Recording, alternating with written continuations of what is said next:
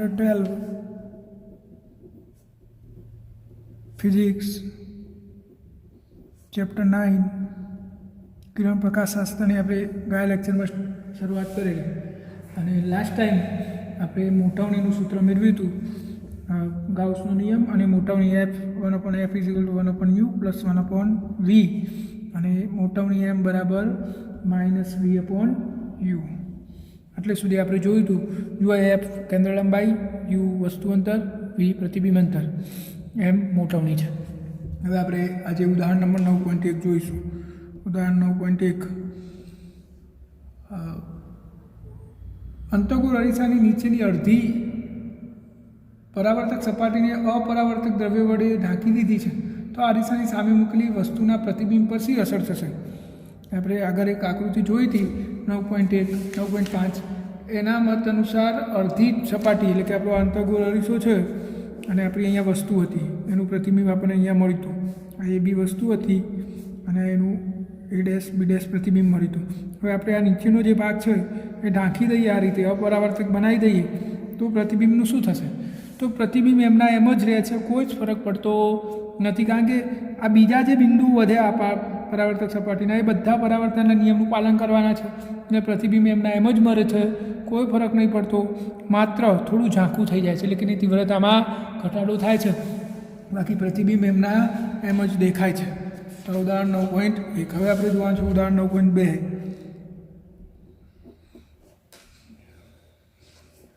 અંતઃગોળ અરીસાની અક્ષ ઉપર આકૃતિમાં દર્શાવ્યા પ્રમાણે એક મોબાઈલ ફોન મૂક્યો છે, તો યોગ્ય આકૃતિ દોરીને તેનું પ્રતિબિંબ મેળવો. તો અહીંયા આપણી જોડે એક અંતઃગોળ અરીસો છે, અહીંયા મોબાઈલ મૂકેલો છે, આ મોબાઈલ ફોન.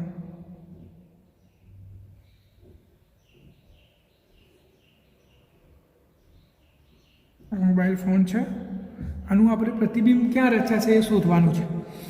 તો આપણે પરાવર્તનના નિયમો પ્રમાણે એનો ઉપયોગ કરીએ તો આપણે સરળતાથી એનું પ્રતિબિંબ દોરી શકીએ. પહેલાં માની લો કે આપણું આ એ બિંદુ છે મોબાઈલનું અને આ મોબાઈલનું બી બિંદુ છે, તો આપણે એ બિંદુનું પ્રતિબિંબ પહેલાં દર્શાવીએ. આ માની લો કે સી બિંદુ અને આ આપણું ડી બિંદુ. હવે આનું આપણે પ્રતિબિંબ દર્શાવવું છે, તો એમાંથી એક કિરણ આમ સીધું નીકળે મુખ્ય અક્ષને સમાંતર, તો નિયમ પ્રમાણે શું થશે? પરાવર્તિત થઈને મુખ્ય કેન્દ્રમાંથી પસાર થશે. એટલે આપણું માની લો કે આ મુખ્ય કેન્દ્ર છે અહીંયા, તો અહીંયાથી પસાર થશે આ રીતે.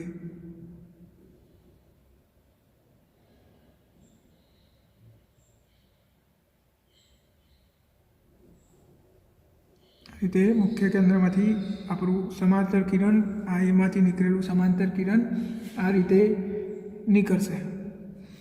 બીજું એક કિરણ આપણે ધ્યાનમાં લઈએ જે મુખ્ય કેન્દ્રમાંથી પસાર થતું, અહીંયાથી આમ થઈને જતું હોય, તો મુખ્ય કેન્દ્રમાંથી પસાર થયેલા કિરણનું શું થાય? પરાવર્તન થઈને મુખ્ય અક્ષને સમાંતર થઈ જાય, એટલે કે આ રીતે મુખ્ય અક્ષને સમાંતર થઈ જશે. જુઓ, સમાંતર કિરણ આપાત થયું તો એ મુખ્ય અક્ષમાંથી પસાર થયું.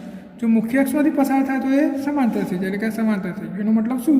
કે એમાંથી નીકળેલું એક આર્ય કિરણ અને કાર્ય કિરણ બે પરાવર્તિત થઈને ક્યાં છેદે? અહીંયા. તો અહીંયા એ છેડો રચાશે, એટલે કે A' થયું, આપણો એ છેડો રચાયો. હવે આપણે બીનું વિચાર કરીએ તો બીમાંથી માની લો કે એક સમાંતર કિરણ આમ નીકળ્યું, તો એ તો મુખ્ય કેન્દ્રમાંથી પસાર થઈને આમ જશે. બીજું એક કિરણ આપણે બીમાંથી નીકળેલાનું ધ્યાનમાં લઈએ, ખાલી સમજવા માટે, આપણે દર્શાવવાની જરૂર નથી બનતું, એ આપણે દર્શાવવા માટે લઈએ. તો એ કિરણ મતલબ કે આમ થઈ ગયું, મુખ્ય કેન્દ્રમાંથી પસાર થયું. બીનું એક કિરણ મુખ્ય કેન્દ્રમાંથી અહીંયા ગયું, તો મુખ્ય કેન્દ્રમાંથી પસાર થયું એટલે મુખ્ય અક્ષને સમાંતર થઈ જાય. તો આ રીતે આમ સમાંતર થઈ જશે મુખ્ય અક્ષને. તો બી બિંદુ ક્યાં રચાશે? અહીંયા, એટલે કે B'. આનું આપણે પ્રતિબિંબ સમજવું છે, તો એનું એક કિરણ સીધું જાય આમ સમાંતર કિરણ, તો એ મુખ્ય કેન્દ્રમાંથી પસાર થઈને આમ જશે મુખ્ય અક્ષને સમાંતર આમ, અને એમાંથી જ નીકળેલું એક મુખ્ય કેન્દ્રમાંથી લઈએ તો એ સીધું અહીંયા આવીને એટલે આવશે, એટલે કે અહીંયા પેલો ભાગ રચાશે. તો મોબાઈલ જુઓ, હવે આપણું આવું બની ગયું.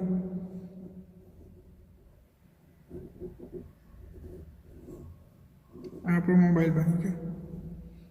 તમે આ સી બિંદુને પ્રતિબિંબ રચાવવું હોય તો રચાઈ શકો છો. આ રીતે આપણો મોબાઈલ તૈયાર થશે. થોડું આગળ પાછળ થઈ ગયો છે ભૂમિતિમાં, તો થોડું એવું રહેવાનું, પરંતુ આનો અર્થ શું થયો કે જો આ બીસી જેવડો હશે ને એટલો જ એ બી હશે, આટલો ભાગ હશે ને એટલો જ આ હશે, એટલે કે એનું પરિમાણ સરખું રહ્યું, પરંતુ એની મોટવની મોટી થઈ ગઈ. એટલે કે આવડો મોબાઈલ હતો મોટો થઈ ગયો. કેમ એવું થયું?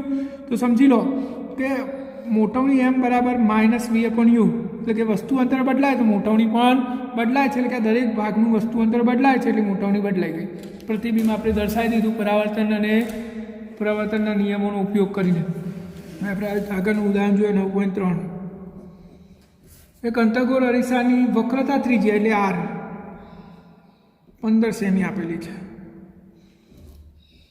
એની સામે વસ્તુ અંતર 10 સેમી અને બીજી વખત u1 લઈ લઈએ, u2 લઈ લઈએ 5 સેમી.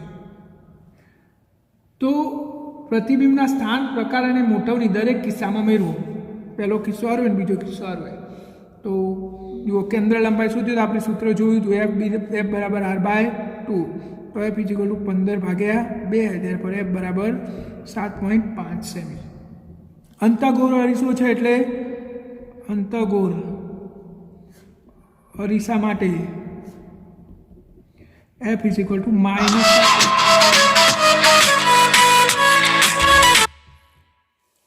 -7.5 સેમી લઈ શકાય અરીસા માટે, અંતઃગોળ છે એટલે. તો હવે અને વસ્તુ અંતર, જો અંતઃગોળ અરીસો હોય, વસ્તુ અહીંયા પડી હોય 10 સેમી દૂર, આપણો યુ થયો હવે, તો આ બાજુ છે એટલે માઇનસ, તો યુ બરાબર -10 સેમી. તો હવે આપણે ગાઉસના નિયમનો ઉપયોગ કરી દઈએ આમાં. તો 1/f = 1/u + 1/v.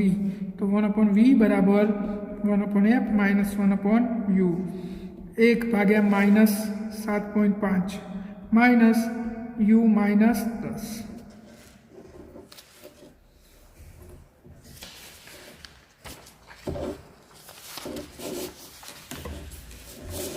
હવે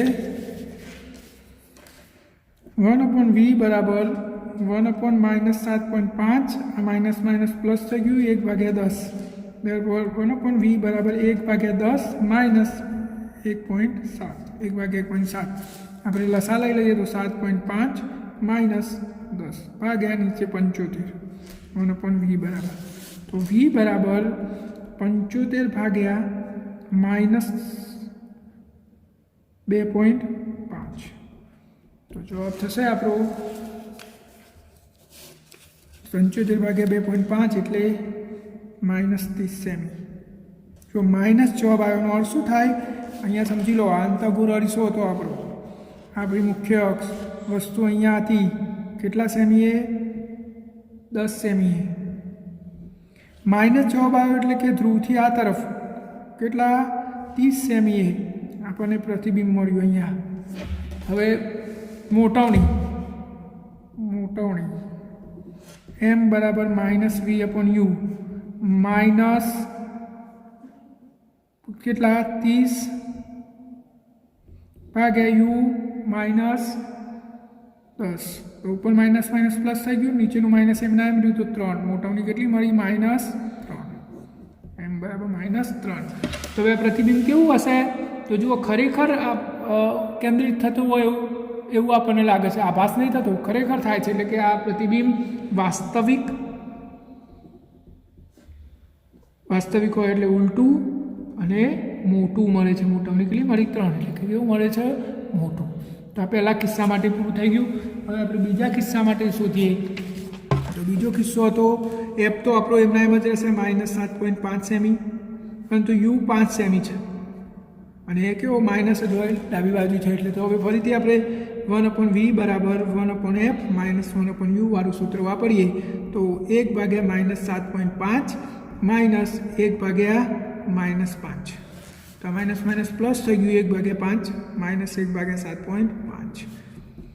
તો 1/v બરાબર 7.5 માઇનસ 5/7.5 ગુણ્યા 5, 37.5. તો તો વી બરાબર 37.5 ભાગ્યા 2.5. તો 37.5 ભાગ્યા 2.5 જવાબ થશે 37.5 ભાગ્યા 2.5 જવાબ થયો 15 અને એ ધન 15 સેમી. જુઓ મોટવણીએ શોધી દઈએ જોડે જોડે -v/u -v આવ્યો 75 બરાબર 15 અને u હતો 5 તો મોટવણી થઈ u માઇનસ હતો એટલે માઇનસ પ્લસ 5 તરી 15 3 મોટવણી આવી. હવે અહીંયા શું થશે જુઓ આ આપણો મિરર આપણી વસ્તુ અહીંયા 5 સેમી હતી અને પ્રતિબિંબ ધન આવ્યું એટલે કે આ બાજુ આવ્યું 15 સેમી. કેટલા 15 સેમી આ બાજુ આવ્યું તો પ્રતિબિંબ કેવું હશે આભાસી ભેગું કિરણો ભેગા થતો એવો ભાસ થાય છે એટલે કે આભાસી સીધું અને વિવર્તિત મળે છે મોટું. તો બંને કિસ્સામાં આપણે આ દર્શાવી દીધું છે. તો ઉદાહરણ ઇઝી જ છે, શાંતિથી સમજીને ચોપડામાં લખી દો અને પછી તૈયાર કરવાનું.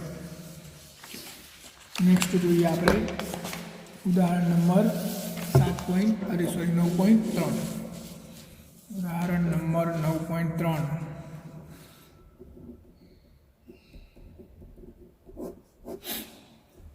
ધારો કે પાર્ક કરેલી કારમાં આપણે બેઠા છીએ અને 2 મીટર વક્રતા ત્રિજ્યાવાળા સાઇડ બ્લુ મીટરમાં એક વ્યક્તિને કાર તરફ દોડતી આવતી નિહારો છે. જો વ્યક્તિની ઝડપ 5 મીટર પર સેકન્ડ હોય તો જ્યારે અરીસાથી 39 મીટર 29 મીટર 19 મીટર અને 9 મીટર દૂર હોય ત્યારે પ્રતિબિંબ કેટલી ઝડપથી ગતિ કરતું હશે. હવે સમજી લો આ એક મિરર છે આપણું બહિર્ગોળ મિરર.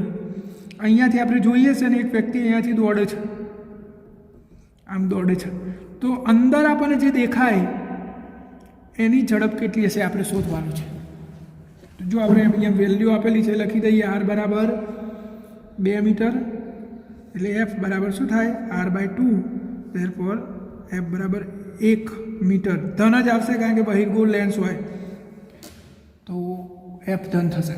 અને u પહેલા કિસ્સામાં આપેલો છે 39 મીટર અને વ્યક્તિની ઝડપ v આપેલી છે 5 મીટર પર સેકન્ડ.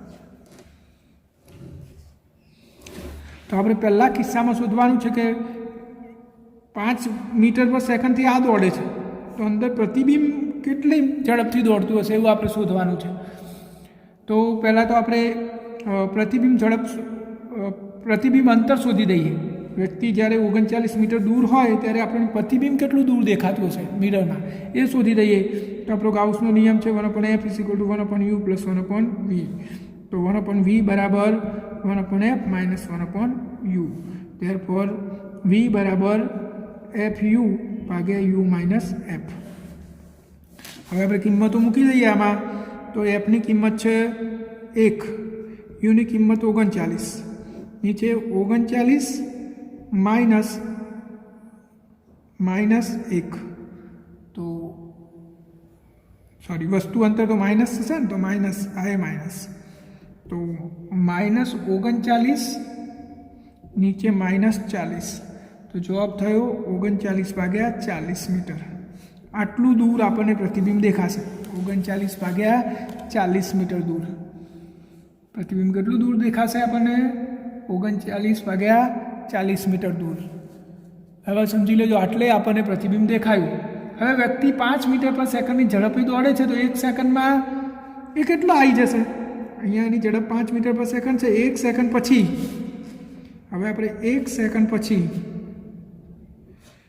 વ્યક્તિનું વસ્તુ અંતર શોધી કાઢીએ.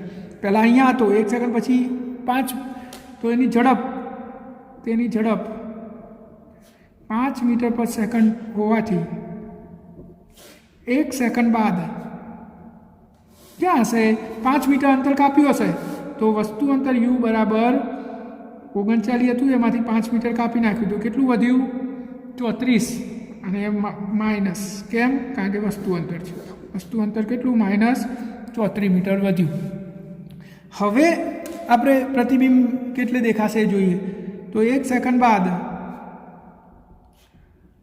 પ્રતિબિંબ અંતર, તો ફરીથી આપણે સૂત્ર વાપરીએ તો v બરાબર FU/u - f. ચલો f તો આપણો એક જ છે. u હવે કેટલું થઈ ગયું -34 -1 તો -34 ભાગ્યા -35, therefore 34 ભાગ્યા 35 મીટર. આ પ્રતિબિંબ હવે આ સ્થાને દેખાશે. તો 1 સેકન્ડમાં કેટલો ફરક પડ્યો. જો પહેલાં પ્રતિબિંબ અહીંયા દેખાતું હતું, હવે પ્રતિબિંબ અહીંયા દેખાય છે. તો 1 સેકન્ડમાં કેટલો ફરક પડ્યો. તો પ્રતિબિંબના સ્થાનમાં થયેલો ફેરફાર એટલે એનો વેગ.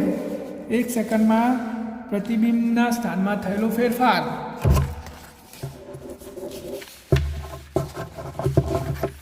એક સેકન્ડ બાદ પ્રતિબિંબના સ્થાનમાં થયેલ ફેરફાર. તો પ્રતિબિંબના સ્થાનમાં થયેલ ફેરફાર 1 સેકન્ડમાં એટલે વેગ જ કહેવાય. તો પ્રતિબિંબનો વેગ v ડેશ બરાબર પહેલાં તો 39/40, હવે આવી ગયો 34/35. તો આપણે ગુણાકાર કરી દઈએ તો 39 × 35 1365 માઇનસ 34 × 40 1360 ભાગ્યા 34 × 40 1400. તો ઉપર 5 વધ્યા, નીચે 1400. તો જવાબ થશે 1400/5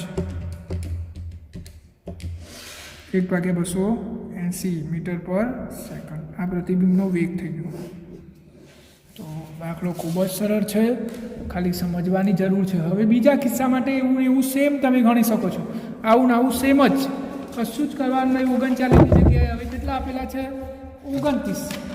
તો આના આ જ દાખલો જુઓ તમે આ રીતે ગણી શકો. આના આ જ દાખલો, ખાલી વસ્તુ અંતર બદલાઈ ગઈ. જુઓ v બરાબર f તો 1/1, વસ્તુ અંતર હવે થઈ ગયું 29 -29, નીચે -29 -1. આ એમના એમ જ ખાલી યુની કિંમત જ ચેન્જ કરવાની છે.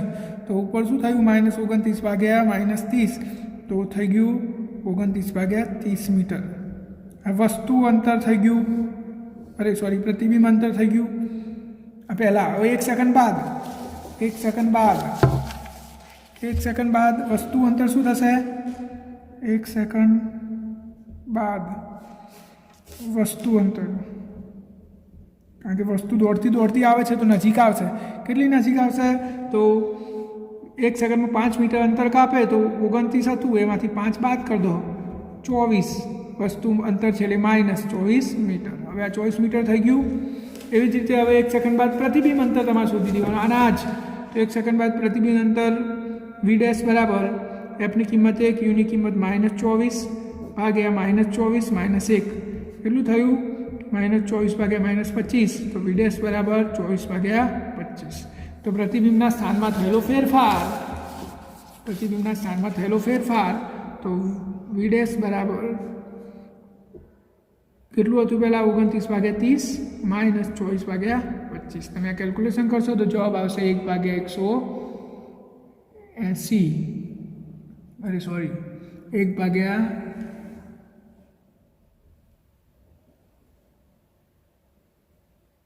1/150. તમે કેલ્ક્યુલેશન કરો 1/150 મીટર પર સેકન્ડ ઝડપ આવી જશે. તો એ રીતે પછી તમે 19 મીટર માટે 9 મીટર માટે પણ ગણી શકો છો. સેમ ખાલી યુની કિંમત ચેન્જ થશે. તો આપણે એટલે ઉદાહરણ પૂરું કરીએ છીએ. અને હવે આપણે નવું ટોપિક જોઈએ, વક્રી ભવન જોઈશું. આપણે વક્રી ભવન કોને કહેવાય. તો કોઈપણ પારદર્શક માધ્યમ પાસે પ્રકાશનું કિરણજૂથ પ્રવેશે. માની લો કે આપણી જોડે એક પારદર્શક માધ્યમ છે આ, અને પ્રકાશ અહીંયાથી પ્રવેશે તો એ બે ઘટનાઓ અનુભવે છે. એક એનું આંશિક પરાવર્તન થાય છે અને બીજું એનું આંશિક પારગમન થાય છે. એટલે કે થોડો ઘણો પ્રકાશ પરાવર્તિત થઈ જાય છે. અહીંયાથી એક પ્રકાશ કિરણ પુંજ આવ્યું તો તો એના બે ભાગ થઈ ગયા. જો એક ભાગ આ સપાટી આગળથી પરાવર્તિત થઈ ગયો અને એક ભાગ આ સપાટીની અંદર પ્રવેશી ગયો, એટલે કે એનું પારગમન થઈ ગયું. આ બે ઘટનાઓ હંમેશા આપણને જોવા મળતી હોય છે. હવે જ્યારે પ્રકાશ આ 90 આ સપાટીને સાથે 90ના ખૂણા સિવાય બીજા કોઈ પણ ખૂણાએ આપાત થાય તો આ બે માધ્યમની છૂટી પાડતી સપાટી આગળ પ્રકાશની દિશા બદલાઈ જાય છે. જુઓ પહેલાં આ 90 સિવાયના એટલે કે આ ખૂણા સિવાય કોઈ પણ જગ્યાએથી પ્રકાશ માની લો કે અહીંયાથી પ્રવેશ્યો તો એ આમ સીધો જવાની જગ્યાએ એ પોતાની દિશા બદલે છે. એટલે કે આમ સીધો ના જાય, એની જગ્યાએ આમ જાય કાં તો આમ જાય. તો આને વક્રીભવન કહે છે. જ્યારે પ્રકાશ 90 સિવાયના કોઈપણ ખૂણે બે માધ્યમને છૂટા પાડતી સપાટી આગળ આપાત થાય ત્યારે એ પોતાના ગતિની દિશા બદલે છે. એટલે કે આમ જવાની જગ્યાએ કાં તો આમ જાય કાં તો આમ જાય. આને વક્રીભવન કહે છે. પ્રકાશ જ્યારે બે પારદર્શક માધ્યમને છૂટી પાડતી સપાટી આગળ આપાત થાય ત્યારે શું થાય? તો એ પોતાની ગતિની દિશા બદલે છે.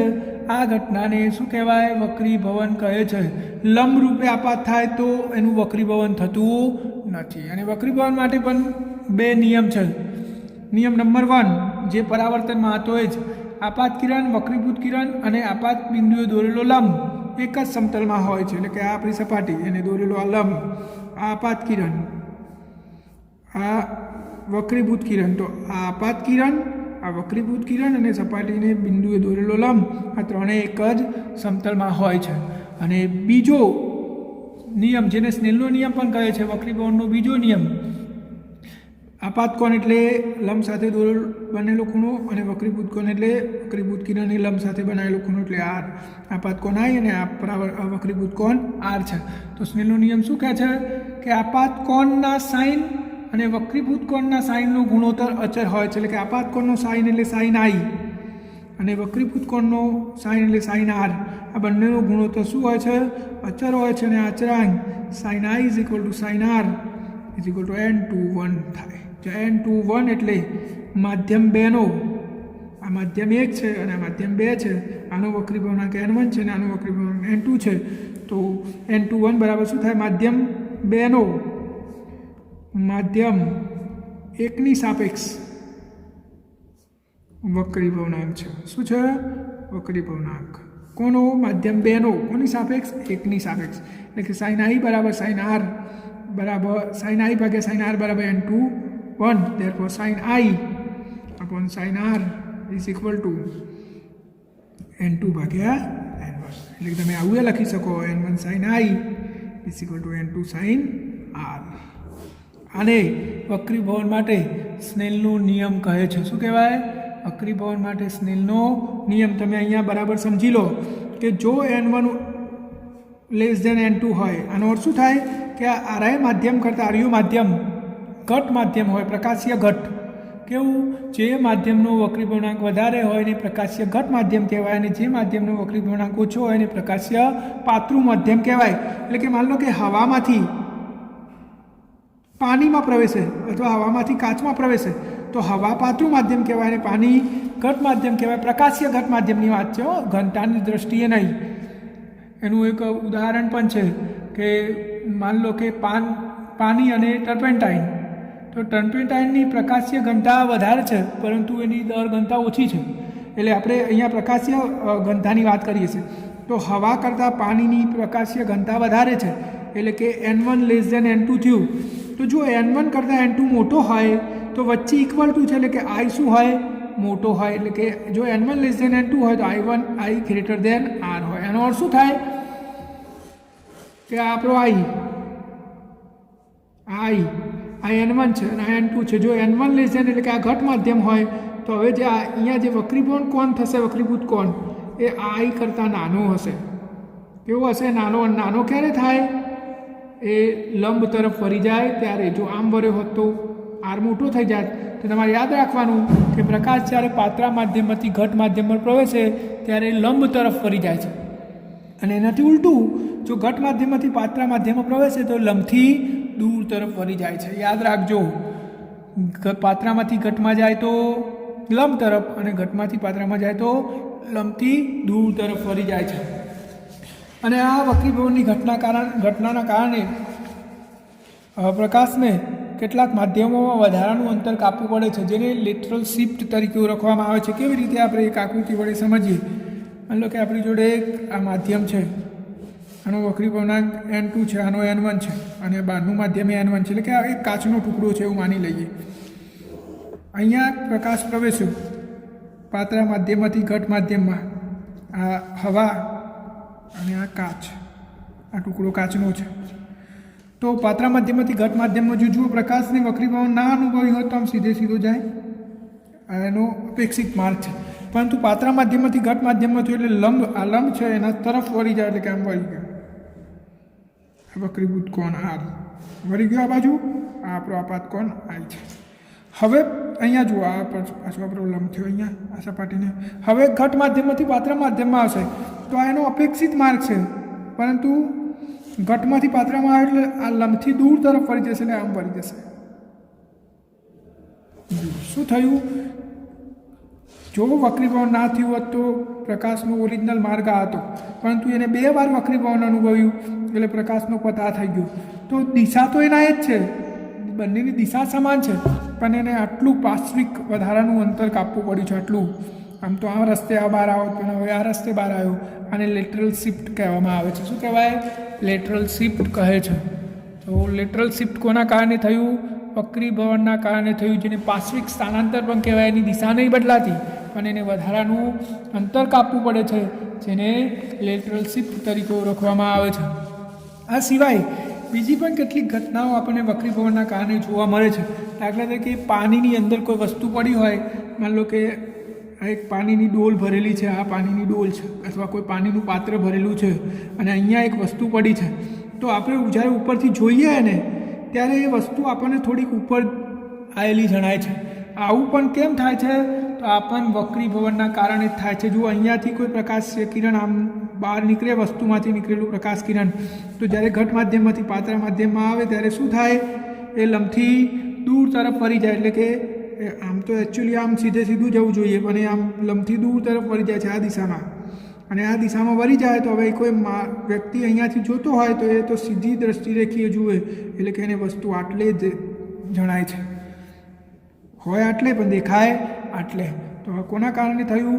વક્રીભવનના કારણે જ થયું. જો આ એની સાચી ઊંડાઈ H, પણ દેખાય એને અહીંયા, એને આભાસી ઊંડાઈ કહે છે. તો આભાસી ઊંડાઈ હંમેશા આભાસી ઊંડાઈ H' આપણે કહી દઈએ હંમેશા વાસ્તવિક ઊંડાઈ અને વક્રીભવનના ગુણોત્તર જેટલું હોય છે. આ સૂત્ર તમારે યાદ રાખવાનું છે, H' બરાબર H/N. હંમેશા તમે હવે આ નિયમ યાદ જ રાખવાનું કે જ્યારે પાતળા માધ્યમથી ઘટ માધ્યમમાં જોતા હોય તો આભાસી ઊંડાઈ સાચી ઊંડાઈના વક્રીભવનના ભાગ જેટલી હોય છે. તો તમારે આ યાદ રાખવાનું છે. જ્યારે પાતળા માધ્યમથી ઘટ માધ્યમમાં જોતા હોય ત્યારે આભાસી ઊંડાઈ એ મૂળ ઊંડાઈના વક્રીભવનાંકના ભાગ જેટલી થઈ જાય છે.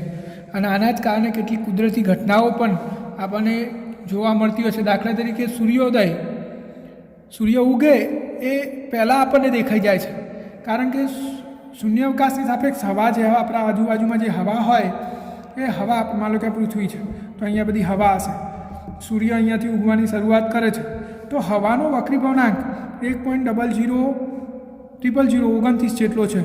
પરિણામે આપણને લેટરલ શિફ્ટ જોવા મળશે, કારણ કે વક્રીભવનાંક બદલાયો. તો લેટરલ શિફ્ટના કારણે લેટરલ શિફ્ટ એપ્રોક્સિમેટલી 0.5 ડિગ્રી જેટલી મળે છે, અને પરિણામ એને અનુરૂપ 2 મિનિટ જેટલો ડિફરન્સ જોવા મળે. એટલે કે સૂર્ય અહીંયા હોય પરંતુ આપણને અહીંયા દેખાય, 2 મિનિટ પહેલાં દેખાઈ જાય છે. સૂર્ય ઉગ્યો એના 2 મિનિટ પહેલાં આભાસી આટલે દેખાય હોય એના કરતાં ઉપર. તો આ વક્રીભવનના કારણે થતું હોય છે. અને ઉદાહરણ નંબર 9.5 જોઈએ આપણે. પૃથ્વી ધરીની અનુલક્ષીને પરિભ્રમણ કરતાં 24 કલાક જેટલો સમય લાગે છે. તો સૂર્યને જોતાં તેની એક શિફ્ટ માટે કેટલો સમય લાગતો હશે? આ તો સિમ્પલ જ થઈ ગયો. 360 એક પરિભ્રમણ એટલે 360 માટે 24 કલાક. તો એક પરિભ્રમણ માટે કેટલું? એક પરિભ્રમણ માટે કેટલું? તો 1 ગુણ્યા 24 કલાક છે એટલે ભાગ્યા 3600. તમે કેલ્ક્યુલેશન કરશો તો જવાબ આવશે 4 મિનિટ. આપણે આજ માટે આટલું રાખીએ છીએ.